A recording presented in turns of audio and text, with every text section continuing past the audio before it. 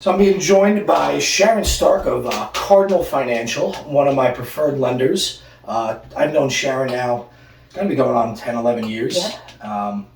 She actually handled my personal mortgage, my sister's personal mortgage, so we've done a lot of business together over the years. So, bunch more, right? I've referred a lot of my, especially my first-time home buyers over to Sharon. She's great with hand-holding and explaining the process, right? And really having that heart of a teacher. Yeah. And showing them what it takes in order to be able to purchase the home that they want to get into. So, thank you so much for joining me. Thank you. I figure we'll dive into some of the news that's going on right now, right? So, fire away. So, interest rates. I just mentioned on one of my last podcasts that the thing that we really need to pay attention to this year is the interest rate. Correct. And I want first to dispel the myth of what it means when the Fed raises the rate, right? So we just heard the Fed raise the rate to 4%. Right. That doesn't mean mortgage interest rates are at 4%, right? Correct. So what does it mean when they say the Fed raises the rate, and how does that impact the interest rates in lending? Okay. So the Federal Reserve is predicted to raise interest rates 4 times in the next calendar year. That's what I heard. And what happens is, so the Fed rate, that we all call it, the Fed rate, is the shortest term interest rate. It is the overnight rate that banks use to lend money to and from each other. So when the Federal Reserve increases the rate, it doesn't mean that interest rates are going up. In fact, really, the Fed is something completely different than where mortgage rates are calculated and what drives interest rates, mortgage interest rates, higher or lower. So your mortgage rate is typically the longest term interest rate, 15-year, 25-year, 30-year mortgage. And what ends up happening is most clients get really scared when they hear that the Fed is going to boost up the Fed rate. It has nothing to do with your interest rate. It's completely different. What is going to drive interest rates up or down is going to be the bond market. What drives interest rates from the bond market up or down are economic news events that we're all experiencing right now and that we're hearing about right now. The worst thing that can happen for mortgage rates is what we've been dealing with for the last several months, inflation. Inflation is the enemy of mortgage rates.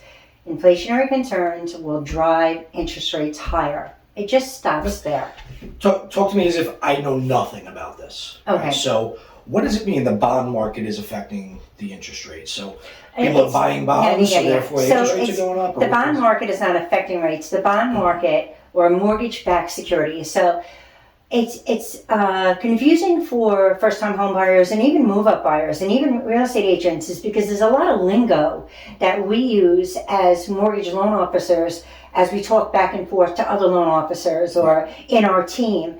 And it is a big misinterpretation what the average consumer takes that or how they interpret that. Right. So the bond market is where we go to follow if mortgage rates are moving up or down.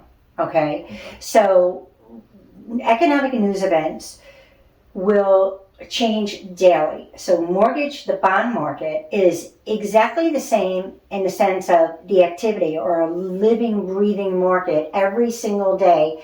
From the moment it opens until the moment it closes on a daily basis, it's a live market, like the stock market. So the stocks are it's very fluid and could be very volatile. So stocks are going up and down. Kind of like watching airline prices, right? It's one price versus in the afternoon. And on a given day, if you buy your tickets on a Sunday night, it doesn't really work that way. So as loan officers, we will follow economic news that's coming out. We already know what is going to come out every Monday morning as economic news reports are released. Unemployment numbers, consumer confidence numbers. But it's a lot to digest. Right. It's a lot for the average consumer. We have experts. Every loan officer out there has a platform that has been watching interest rates for decades. So every year in the past, whether it was a recession, whether it was high inflation, whether it was a presidential election, whether unemployment was crazy, all of these news events are going to affect interest rates. But it's not a square peg and a square hole.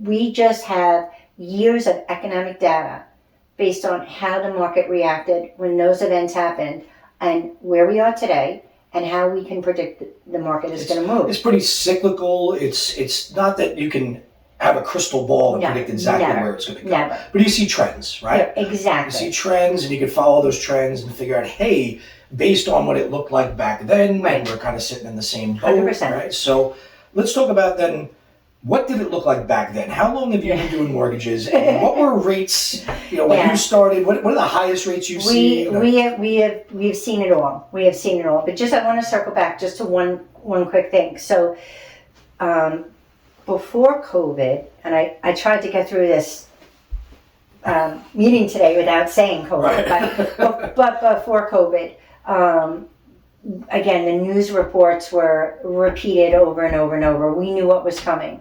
But we could all agree that, 19 months ago, did we ever think that global pandemic would be part of our conversation on a daily basis? So, in terms of what we've seen before COVID, we saw it all. We saw interest rates, double digits. We saw interest rates north of 5%. When interest rates were in the 4s, people were doing cartwheels. It was amazing. Interest rates were never that low before. Then we saw interest rates even go lower and lower and lower into the 2% range. There was a point I remember saying all the time, they can't get any lower than this. Right? And then it was like we were crying wolf, lying to the consumer, right? Like, well, there's no way they can go down, and then they went down again. It was like, how is this even happening? And the funny thing is, they would go down, and the consumer would ask, do you think they'll go down anymore? And they'd be like, how low do you want them? Exactly. So that brings us to where we are today with a margin of uncertainty of where interest rates will end up, whether it will be 30 days from now or 90 days from now or 6 months from now. What the advice we're giving to clients is try not to think about the rate, and I know that's going to get a lot of kickback. Right. Try not to think about the rate. Try to think about the payment, because we can do a side-by-side scenario of where rates are and where they think going to be worst case scenario. If you're buying a house today and you're the unluckiest person I know, I'm going to give you a spread of interest rates, a half a point spread, 3.6, 3.7, 3.8, 4%, and I'm going to lay it out for you. Show you what that payment looks like. 100%, right. So at the end of the day, we're not looking at a significant difference, obviously, when the eighth of a spread. When that goes up from a 3.7 to a 3.8. Don't ask me. You're going to say, what's my payment? I'm going to say probably about 25 to $40 a month difference, depending on your credit score. And a conforming loan amount, obviously. So if you're a super jumbo and it's more than $1 million loan, you're talking about a difference of $500 a month. Right. But you're buying a $1.6 million home. Right. $500 a month increase in payment may not be something that we just saw. About. I mean, I don't know if you looked at the exact numbers, but it was like 2016 average sales price in Suffolk County was something like $380. Right. And then 2019 it went to $480. Right. And right now it's at $525 average sales price in Suffolk County. Correct. Right? So I do a bit in Nassau County. All right. My team does more in Nassau County, where their average sales prices are hitting $650, $680 over in Nassau County. So it's not that far fetched to be looking at the $1 million home, $1.2 million home, right? And selling a lot in that range right now. But the first time home buyer, typically, we're looking at $500. Yeah. On average, right? Like, would you ever have thought that? No. I had a conversation with it was Jeff Jimenez when we were on the golf course, right? And said, the average home price has now just increased. We've set a new standard as to what the average home price is going to be on Long Island, and you're not going to find the $250,000, $350,000 home anymore. No. Right? I have one coming to the market. In another couple of weeks, it'll be under $4. You know that thing is going to disappear in a very heartbeat. quickly, and not for the fact of underpricing it. Right. It's where the value should be, and most likely where it's going to appraise. Exactly. But it's going to have a line out the door just based on the amount of buyers looking under $400,000. Right. Very true.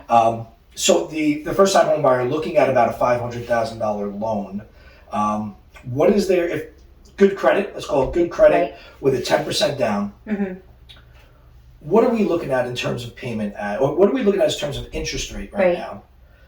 Probably about 3 to 3.2. I'm gonna be the bad guy, and I'm gonna say expect it to be a little bit higher. Yeah. Expect it to be about 3.3, 3.5. But my point that I'm making right now to home buyers who are coming on the market and they're starting today, or maybe they actually started 2 months ago, and they have just been caught in that very frustrating cycle of making offers and even going higher and going to the tippy top number.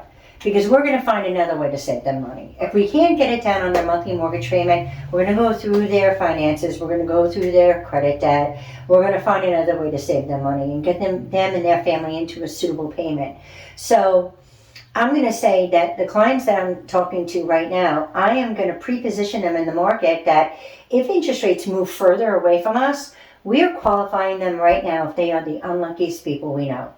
It's just too hard to predict. Yeah. It's too hard. Now, I've always talked to you over the years when I get a buyer, I say, where are rates today? 3.5? Cool, let's figure it at 4. Right. Let's give them a worst case scenario, right? 100%. Is that the worst case scenario, or do we start figuring it at 4.5? I'm going to say... What if it's a point up in 6 months by the time they get on something? Again, it's impossible to predict, but like you have a gut feeling of what you've seen over the last several years of doing real estate. And I have sort of like a gut feeling of mortgages that I looked at and pulling up old files going on years ago, 5 years ago, 4 years ago. And I'm going to say that you're going to have to start advising clients to hear that, 4-letter word that starts with F. 4. The number's going to be out there. Yep.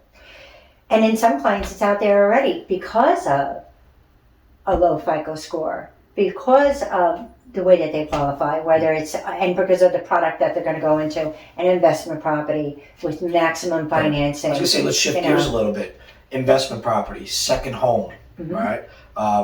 What do they say? Multifamilies, 2 to 4s, right? The Fed just changed the second home criteria, right? And the rates that you're getting on second homes. So correct. I just bought a 2-family in Pennsylvania. Yeah. And my rate was 4%. Yeah. Right off the bat. Day one, the rates were sitting at 32 when I looked at it, right? And right off the bat, lender turned to me and said, we're looking at 4% either way. I called you, I called another lender, and everybody said, 4% on a, it's a 2-family investment property, 25% down, 4%. And here's the thing. So if everything created equal is that there are these levels or characteristics, not the underwriting term, but the mortgage lingo is going to be overlays. So if you had a vanilla buyer, and God, she was beautiful. I mean, she had 20% down, a conforming loan amount, a very strong FICO score, buying a single-family primary residence with a low DTI, a low debt-to-income ratio. Yeah, she's going to get a beautiful rate because she checks all the boxes. Right. Okay? But mortgages aren't. We're not going to hold everybody to a 20% down, low DTI, superior FICO score, huge down payment. We're not going to hold a family, a 4 to that. Right. It's expensive living on Long Island. It's hard to raise a family here. I heard a good one the other day. Somebody had said, so-and-so approached me, they talked to their cousin, and their cousin got this rate, and how come I couldn't get that rate? And the response was, do you have the same fingerprint as your cousin? Yeah. What are you talking? Just answer the question. Do you have the same fingerprint as your cousin? Yeah. No 2 people are the same. No 2 loans are the same. No 2 deals are the same, right? Exactly. And that even brings up when you are talking about interest rates, because let's just say we do have that vanilla client, and they call me at 10:30 for an interest rate, and then they call another lender at 2 o'clock, and then they call another lender at close of business. There could have been a lot of movement, good or bad, on the market that day. So when I say that interest rates, when they're shopping around or they're comparing, well, my sister just got her house and you did her mortgage and she got a better rate than me, you literally have to be your mirror image. Right. Nothing can be different. And that's if there's no change in the market, which we know the market is changing every single day. It's good, it's better. And that's it. Gotcha. The advice that we're giving to clients right now, when it is time to lock in your interest rate, are you happy with the payment? because that is your 30-year fixed rate mortgage payment. We don't live in price, we live in cost. Talk about it all the Exactly. time, right? It's not the price of the home, it's what it's going to cost you on a monthly basis. Exactly. Yeah. So let's shift into that investment or the second home market, because we do see a bit of that here. I had 37 listings last year. 31 of them relocated off Long Island.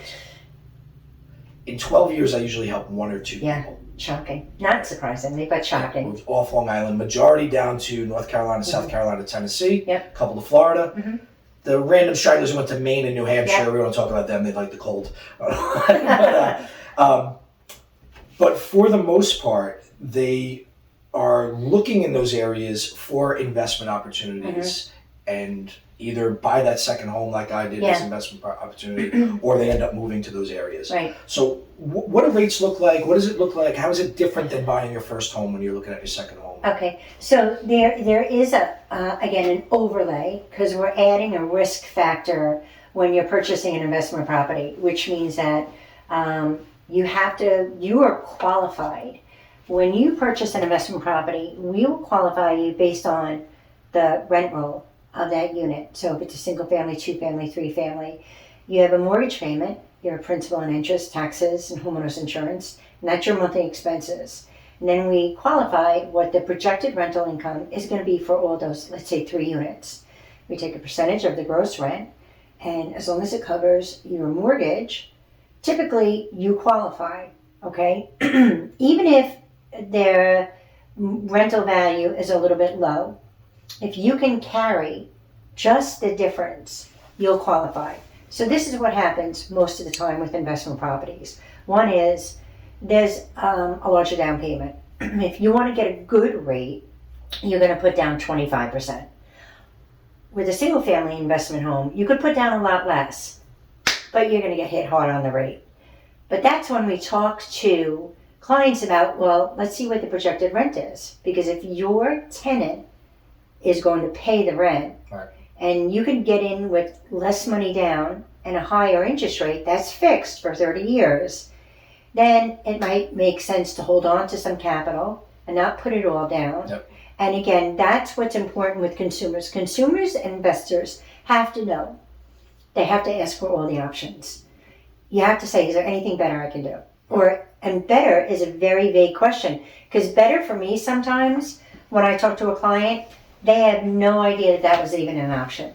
Gotcha. So it's like good, better, best. What's good enough? What's just going to get the deal done quickly? Don't complicate it.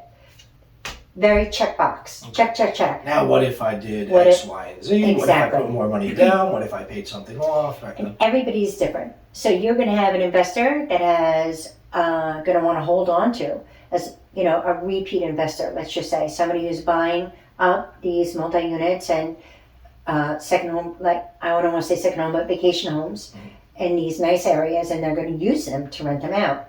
So that investor is going to want to hold on to his capital. He's not going to want to put all of that in there. If he could get in with less money down and still have a comfort level that the rent he's going to bring in for that property is going to cover his expenses, why not? Big one out there right now is short-term rentals. Yeah. Airbnb style, VRBO style properties. Yeah. And you just said something there, second home, vacation home, right? Yeah. So there is a difference, right? Yeah. When you're getting your mortgage. Yes. And certain parameters that you have to meet in order to be qualified as a second home or a vacation home. Second home is much more affordable than it is on it's closer to a primary residence than it is to an investment property. So in terms of interest rate, in terms of what you can put down. Correct. Right? It's much closer to a primary residence. How does that property qualify as your vacation home or your second home? Geographical pocket, so it has to make sense. You can't own a property that is in Manorville and buy a second home in Sag Harbor. Sag Harbor might work, no? It's the Hamptons. It's very hard with that. I was going to say, living in Patchogue, I'm not going to buy one in East Patchogue. We're obviously using that as an investment. It is very hard with the properties, geographical pocket. What about, and I don't know if you know, but what about living in Patchogue but having something on Fire Islands? That's been done. Right. So yeah. So again, not square peg and square hole. Exactly. Right? Everything depends. And that's when you say, well, what are my options? What are my other options? Yeah. Because it's most of the time, what a lot of clients don't know is that very rarely in an extreme case, is it going to be a hard no? Just like, nope, you can't do that. It's going to be a let's figure this out. It's going to be like, well, if not now, it's, it's so with first-time home buyers too, when we talk to them about their score and their savings, it's not a question of if, it's just a question of when. So we have to make some corrections, or we have to change things around a little bit, and that's when it'll happen. Very rarely is it a hard no forever. Like, yeah, no, you're never going to do it. Gotcha. I've never said that in all the years. Let's talk a little bit then about what we're seeing right now, right? Because I was working a good amount of buyers last year. Yeah. My team handles my buyers for the most part. Now I'm looking at I've got 2, maybe 3 buyers I'm working. Yeah. And usually we do slow down in the winter. Usually we do slow down around the holidays. But typically that's when I see more buyers come out and say, hey, I'm thinking about buying this year. And I'm not getting those calls. What do you see? Yeah. Is the demand slowing? No, I think, I'm going to sit straight into the camera. I think the buyers are still out there. They're out there. I think the demand is still there. Where are you, buyers? Come on, give me a call. I think the buyers are still out there. But they're going through, they're recovering right now from the last several weeks of a very emotional roller coaster, a very frustrating process. Several weeks, I'm calling several months. Well, yeah, I can only remember so much. Yeah. So with these families, and these families that I've been working with, they've been in it for 9 months, 12 months, a year, and it was very emotional. It was very frustrating. They're good, qualified buyers. Yeah. They've got strong FICO scores. They've got their down payment saved, and they are just getting beat out by excessive over-the-top offers and terms with clients that who maybe have family members that can just help them with a significant more down payment, appraisal waivers, a lot of letting go, a lot of contingencies. Big influx of cash over the last 2 years, right? And let's think about that. When in a normal environment, when have we ever really seen that? That was like a gift when we got an all cash buyer. You said before, let's not say COVID, right? But there is this pre-COVID, post-COVID, right? It's this, 100%. We're going to call it PCAC, right? Pre-COVID and after COVID. Pre-COVID, and I know you handle a lot of it. My bread and butter was FHA, VA, 3.5% down or nothing down on a VA with concessions, right? Meaning the sellers would be able to pay some of the closing costs. Can't roll them into the loan, but the sellers would pay some of the closing costs there. That was my bread and butter. The conversation was, let me show you how you can buy a home with what you have. Now the conversation with those same buyers is, let me show you why I can't get you into a home. Yeah, very sad. Right? Because the competition out there is just fierce. And I try to think of my position if I were a listing agent and I have a responsibility to my seller to get the right terms and the right offer. I'm not a real estate agent. I couldn't pretend to be a real estate agent if I had to. And I understand that, but I think the challenging part of trying to calm down my buyers is that they are excellent buyers. When I tell you, they have submitted their tax returns, their pay stubs, their bank statements, their W-2s. We have put the file through underwriting. There's not going to be a surprise of a child support garnishment. We've already done our due diligence and hopped onto Suffolk County website. We're getting ahead of the title search to make sure no parking tickets come up on that. Practically commitment in hand, right? It's not practically. It is assured commitment in hand. Right. So the only thing that we can speak of is, well, what you sold it for, will it appraise for that? Right. And there comes the conflict of appraisal waivers and setting these contingencies. But if there's no concern with the appraisal value, and you're looking at a strong offer, and you know that lender, and it is a strong offer. Yep. I just cannot wrap my head around the idea that offer is any less valuable than a conventional 10%, 20% down. These are qualified buyers. And don't even get me started on the veterans. Don't even get me started on the VA loans, because I cannot and will not be able to tell my veteran who we're thanking them for their service, and this is their benefit to secure 100% financing. This is their benefit. No. And you're just going to dismiss it. Well, that's all I can say. key there too is, I can't stress this enough, working with the right lender, right? I can't tell you how many of my deals last year, and I just work the listing sides, when I review those offers and I reach out to those lenders and they flat out lied. They flat out did not write the pre-approval. It wasn't worth the paper it was written on. Yeah. Right? Multiple times had to circle back to them after we accepted offers and say, you told me, right? Because I'm going to vet any offer that comes in. And I'm going to call that lender and I'm going to say, do they have the funds? Have you verified the funds? Have you verified their credit score? Are there any contingencies that I should be made aware of? Because they're telling me they don't have to sell in order to buy. Right. They can waive the appraisal gap, right? And that, yeah, absolutely. And this was multiple lenders on multiple deals this past year. No, absolutely, yeah. No, we vetted them. Everything's good. Yeah. And then the deals start crumbling. The deals start going wonky, and they're asking for extensions. They have to sell the house that they said they didn't have to sell, right? Right. That I've turned to these lenders and said, you lied to me. Right. That's it. That's all this came down to, is you lied to me, right? So make sure you're working with the right lender who's going to be able to get it done, not lie to your face and my face and everyone else's face and try to pick up the pieces. Because I had 2 deals actually die because the lender was wrong. Right. Because the lender did the wrong thing. And here's the thing. The truth of the matter is that every good mortgage company, and there are a lot of good mortgage companies on Long Island, every loan officer that I've been on the other side with. So let's just say we had a buy-sell deal. Right. And we knew that they did have to sell their home in order to move forward. And I would say, okay, well, so you listed your home and you secured an accepted offer and your buyers have an approval. Who is their lender? And if it's somebody that I know and somebody that I've had a history with and working with before, I'll call them up and I'll say, you have the buyer. You don't have to tell me any of their personal information. Do you have a commitment? Are you sure? 100%. Because now my buyer's making a beautiful offer on this home, and we're going to get it accepted, and I'm going to close fast. We're going to close before the seller is ready.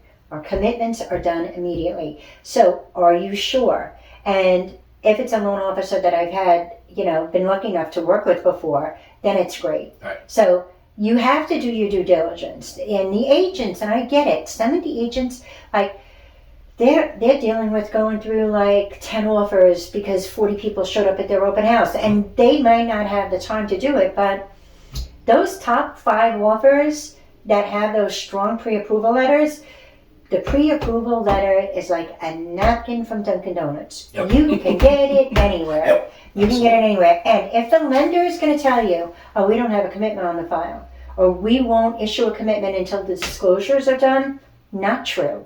Not true at all. There are lenders, Cardinal Financial being one, that if I have a buyer and they have supplied me with all their documents and they know in their mind that they have already set what their maximum payment is going to be. So regardless on the price, factoring in the annual property taxes, if it's in a flood zone, we take the loan and we approve them based on you have successfully secured your financing as long as your total monthly mortgage payment is not more than $3,500.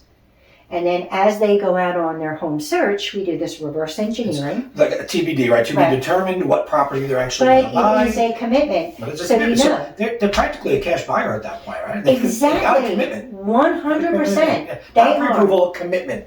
Exactly. So the truth of the matter is that we're telling our clients, and I'm lucky, my clients in the beginning have been pre-positioned, that they do all this, they put all this time and all this energy into getting me their documents, updating, clear, uploaded to their portal, and the file goes into underwriting. They have successfully secured their financing. There's not going to be any surprises. All we need now is the appraisal and the title report. Appraisal, title, they secure homeowners insurance, that's it. We're done. No. That is it. And every lender should be doing that. Yeah. Every single lender should be doing it. And if you're not, then get with a different company. Cardinal Financial. Get with another company that's doing it. Yeah. I've had conversations with multiple lenders over the years, and I usually sit down with them and I say, first off, you're not going to tell me your bank does anything different than the banks that I already use do, right? The products are the products. You're not going to surprise me with we got a commitment up front, because I have my loan officers that get the commitment up front. Yeah. What is it that Cardinal does different than somebody else? I'm going to tell you that, and it's so funny that you bring that up, because we had just talked about this in our monthly team meeting, is that in terms of what we offer the same programs at very competitive pricing as all the other lenders do. I'm not going to talk about lenders. I'm not going to talk about commercial big box banks, Bank of America, Change, Wells Fargo. I'm not going to talk about that. I'm going to talk about mortgage lenders, because the good thing about mortgage lenders is typically when you get yourself with a loan officer, you're with that one person. Your loan is not shifted to another state, to another department, to another team every time you pass a milestone. Application, processing, underwriting, closing. You're still dealing typically with the same team when you work with a mortgage lender, which takes out all the frustration, because you're not limited to 9 to 5. You're not limited to Monday and Friday. Loan officers make themselves available majority of their time. Dinner time, weekends away from their kids. All the time. I'm available from 9 a.m. to 9 p.m. Exactly. Whatever. So what we do at Cardinal is knowing the fact that where we are competitive is going to be from our service. Right from day one, you're going to get a commitment. And then it's all about education. It's all about making sure that, imagine you meeting with a seller or a buyer, and after meeting with you and talking to you, that they have an overwhelming sense of confidence that they are making the right move with you and the right move with their financing. Just the fact of when they put their head on the pillow at night, they're not staring at the ceiling going, what's going on with my mortgage? What happened at the open house today? How come I didn't hear this? Oh my God. They are so confident that they have the best people working alongside them. And the truth of the matter is that nothing changes with us. Okay, well, nothing really changes with any of the mortgage companies anymore because of these, I don't want to say new guidelines, but the laws of anytime there's a change in the system, a new loan summary goes out and it tells you what changed, how much it changed, and then why it changed. So if the title report, not that this would happen with Cardinal, but if the title report came in and the taxes were higher, one thing Cardinal Financial does is and we talk about this all the time, we always vet the taxes on the multiple listing. We always do. We always go right to the tax portal, because there have been times where the taxes have reflected an exemption that is not going to be passed on to the new buyer. Enhanced, senior, veteran. So taxes on Long Island are very high. It's interesting because I'll talk with sellers, at every seller I've ever met with. What do you pay in taxes? About somewhere around like 90. You don't know your exact. Nobody knows their exact tax bill, right? And I say, is that including STAR? Do you have any other exemptions? No. And then I pull it up on the tax portal. You got 2 exemptions on there, right? You're nowhere near what you actually pay, right?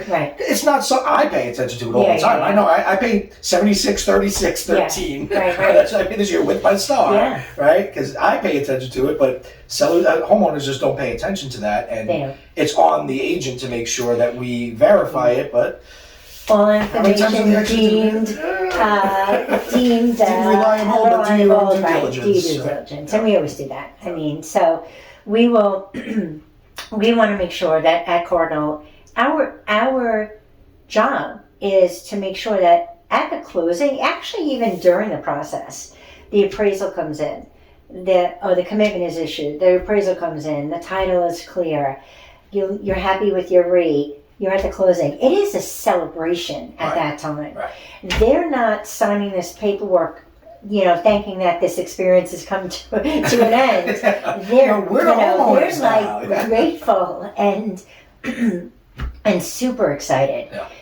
Super excited. So it is communication.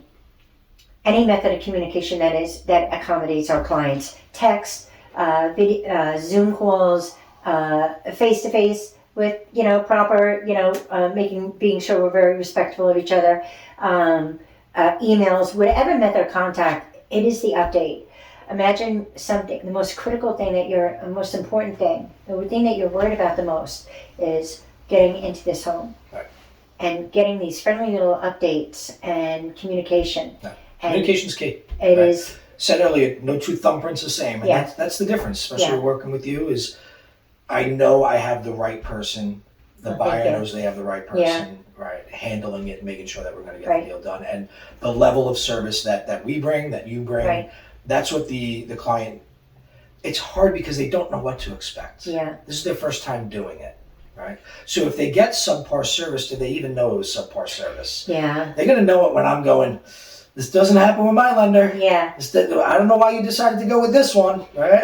And it's almost a disservice too, because if they Google buying my first home, they are oversaturated with so much irrelevant data that they just, after the first 10 minutes, then they just close the screen out and walk away. Yeah, right? Keep it super simple. Here's what you can get approved for. Here's what you can afford. Here's what you should go look at. Let's not look any higher than this. It's the same thing when you're talking to a new buyer or a seller. It's setting realistic expectations, asking them right up front. Like, what are your expectations? You know, this is a question that I ask every single client, first time home buyer or move up buyer, investor, anybody. I say, okay, imagine this. You're pre-approved, everything is great. You walk into a home and you love it. It is your dream home. It is everything you ever hoped for. And you say to yourself, I would buy this house tomorrow as long as I knew my payment wasn't more than this. I was going to say, you most likely can't afford it.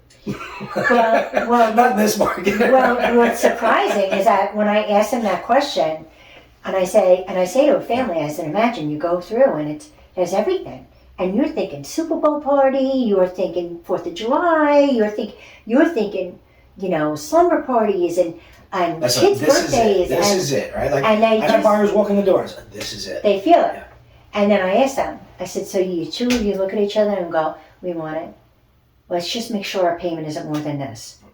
And I go, what do you think that payment is? And they go, we don't know. And I go, okay, that's where we're going to start. And that's when I sit with them at first and I say, really, you need to be meeting with the loan officer first, because what you think you can afford is usually different than what the bank is willing to lend you.